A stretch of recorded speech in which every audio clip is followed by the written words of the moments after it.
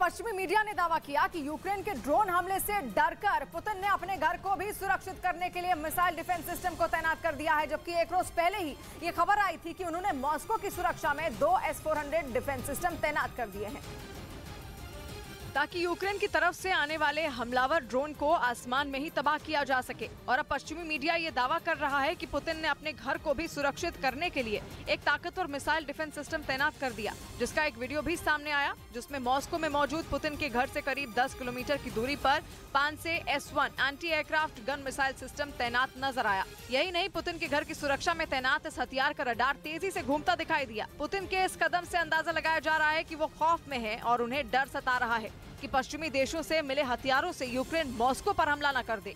और अगर ऐसा हुआ तो ये दुनिया की दूसरी सबसे ताकतवर सेना के लिए शर्म की बात होगी, क्योंकि 1 महीने पहले ही यूक्रेन की सेना ने रूस में घुसकर उसके 2 एयरबेस को निशाना बनाया था, जिसके बाद पुतिन को राजधानी मॉस्को की भी चिंता सताने लगी और उन्होंने उसकी सुरक्षा के लिए 2 S-400 मिसाइल डिफेंस सिस्टम तैनात कर दिए। लेकिन अब तो बात इससे भी आगे बढ़ती दिख रही है। पश्चिमी मीडिया ने दावा किया कि पुतिन ने सिर्फ मॉस्को ही नहीं बल्कि अपने घर की सुरक्षा में डिफेंस सिस्टम की तैनाती कर दी। रूस का दावा है उसने जिस 5 से S-1 anti aircraft gun missile system को तैनात किया वो बेहद खतरनाक है, क्योंकि ये डिफेंस सिस्टम 30 किलोमीटर के दायरे में मौजूद अपने टारगेट को तबाह करने की ताकत रखता है। रूस की सेना की एक रिपोर्ट में ये दावा किया गया कि ये छोटे से छोटे ड्रोन को भी डिटेक्ट करने की क्षमता रखता है।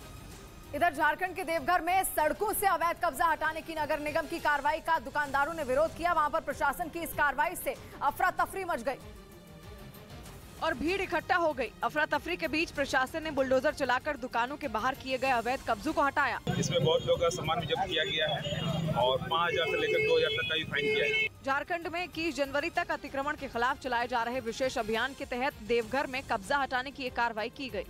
उधर उत्तर प्रदेश में हापुड़ रेलवे स्टेशन पर एक मालगाड़ी के आखिरी डिब्बे के 2 पहिए पटरी से उतर गए, जिन्हें कई घंटों की मशक्कत के बाद क्रेन की मदद से वापस ट्रैक पर रखा गया और उसके बाद मालगाड़ी को रवाना किया गया। इस दौरान रेलवे के इंजीनियर और अधिकारी भी हादसे की सूचना के बाद वहां पहुंचे। बताया गया कि हापुड़ रेलवे स्टेशन पर पहुंचने से पहले ही आउटर सिग्नल पर मालगाड़ी की एक बोगी पटरी से उतर गई थी। इस बीच अमेरिकी थिंक टैंक की एक रिपोर्ट के हवाले से ये चेतावनी दी गई कि जंग होने पर चीन की नेवी अमेरिका की नौसेना को हरा सकती है। ताइवान के मुद्दे पर पिछले कई महीनों से समंदर में दोनों एक दूसरे के आमने सामने खड़े हैं और एक दूसरे को अपनी ताकत दिखाने का एक भी मौका नहीं छोड़ रहे।